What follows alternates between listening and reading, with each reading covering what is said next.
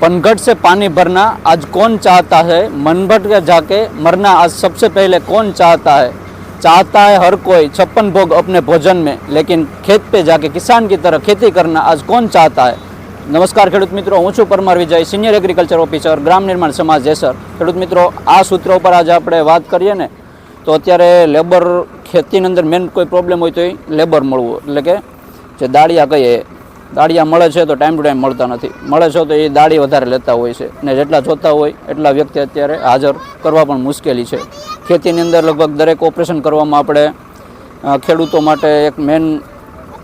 Mentally જે problem થઈ ગયો હોય ને તો એ છે અત્યારે લેબરનો, અને એને લીધે અત્યારે હું વાત કરું મહુવા, રાજુલા, અમરેલી અને ભાવનગર ડિસ્ટ્રિક્ટ, આની અંદર ડુંગળીનું ઉત્પાદન અત્યારે લગભગ બહુ મોટા પ્રમાણમાં થાય છે। તેમ છતાં ઘણા ખેડૂતો એવો છે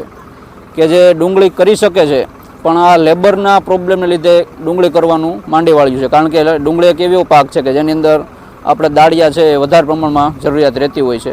તો આના બેઝ ઉપર આપણે કે નવી જે એગ્રીકલ્ચરની અંદર ટેકનોલોજી આવી છે, મશીનરી ટેકનોલોજી, એની અંદર વાત કરીએ તો આપણે ગ્રેડિંગ મશીન ડુંગળીની અંદર લગભગ આપણે બહુ ઓછું જોયેલું હશે ઘણા ખેડૂતોએ, પણ આ રેર કહી શકાય ને કે ડુંગળીની અંદર લગભગ આપણે સૌપ્રથમ ઓનિયન ગ્રેડર મશીનની વાત કરીએ તો ગ્રામ નિર્માણ સમાજ વતી આપણે એક ઓનિયનનું વકલ અલગ અલગ 3 પાડી શકે એવું એક મશીન લાવ્યા છે। કારણ કે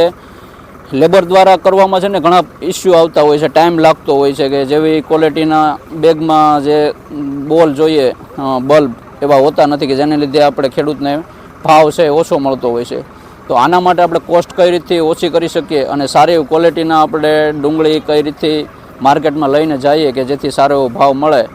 કે એના માટે આપણે ગ્રેડર મશીન લઈને આવ્યા છે। કે એમાંની અંદર વાત કરીએ ને તો અલગ અલગ ઘણી વસ્તુ છે, તો એ આપણે સ્પેશિયલ અલગ વિડીયોની અંદર બતાવવા માટેની ટ્રાય કરશું ને કેપેસિટી શું છે, કઈ રીતે કામ કરે છે, કેટલા વકલના ગ્રેડ કરે છે। તો